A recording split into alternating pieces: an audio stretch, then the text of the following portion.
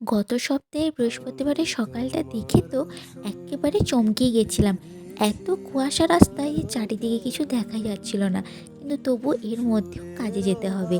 সেই জন্য সকাল সকাল রেডি হয়ে আমি বেরিয়ে পড়েছিলাম আমার কাজে যাওয়ার উদ্দেশ্যে। আর রাস্তা দিয়ে যাওয়ার সময় এত পরিমাণ কুয়াশা দেখে আমার তো নিজের ভিডিও করতে খুব ইচ্ছা করছিল যে ইস, যদি আমিও একটা শল গায়ে দিয়ে যদি সুন্দর সুন্দর ভিডিও করতে পারতাম। তো কী করব, উপায় তো নেই। সকাল সকাল কাজে যেতে হবে। রাস্তাঘাটগুলো এত পরিমাণ কুয়াশায় ঢাকা ছিল যে যতক্ষণ না কাছে যাওয়া হচ্ছে ততক্ষণ কিছু দেখাই যাচ্ছিল না। এত পরিমাণ মুখে চাদর বেঁধে সোয়েটার বেঁধেও আমার এতটুকুও শীত কাটছিল না, যেন মনে হচ্ছে আমি বরফে জমেই যাচ্ছি। আর রাস্তাগুলো একদমই পুরো কুয়াশায় ঢাকা ছিল।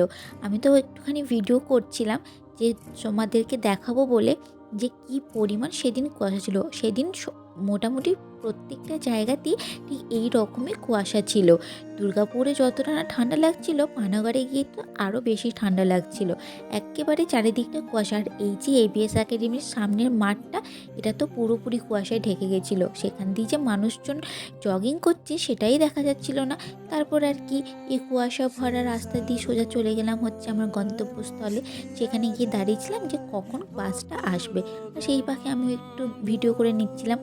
বাসে উঠেও আমি একটুখানি ভিডিও করছিলাম যে শুধু কি দুর্গাপুরে এরকম কুয়াশা পড়েছে নাকি আরও চারিদিকে এরকমই কুয়াশা পড়েছে। দেখলাম না, চারিদিকে ঠিক একই রকম কুয়াশা পড়েছে।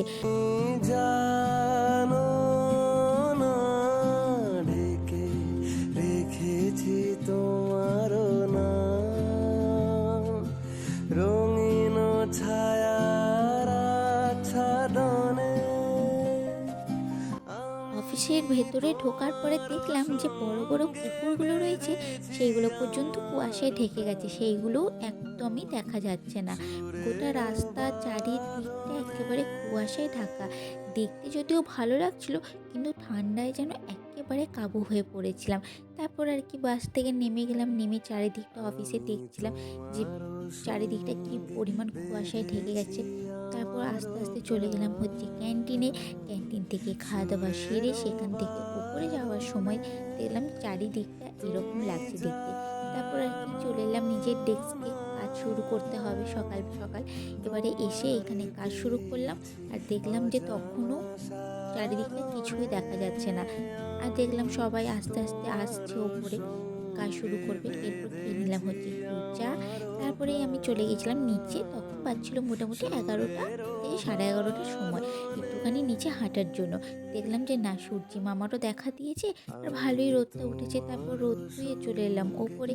তারপর আবার কাজ সেরে লাঞ্চ টাইমে গিয়ে তারপর চলে এলাম আবার ওপরে কাজ করতে। কাজ কমপ্লিট করে সারাদিনের পর এইবার হচ্ছে বাড়ি যাওয়ার পালা। চলে এলাম নিচে। আর নিচে এসে চারিদিকটা দেখছিলাম যে না, তখনও অতটাও আর কুয়াশা এখন নেই চারিদিকটা, কিন্তু ঠান্ডাটা বেশ রয়েছে। তারপর ওখান থেকে নেমে গিয়ে আমি চলে এলাম দাদার সাথে বাড়ি। আবারও দেখা হবে তোমাদের সাথে আরেকটা নতুন মিনি ব্লগে। ততক্ষণ পর্যন্ত বাই।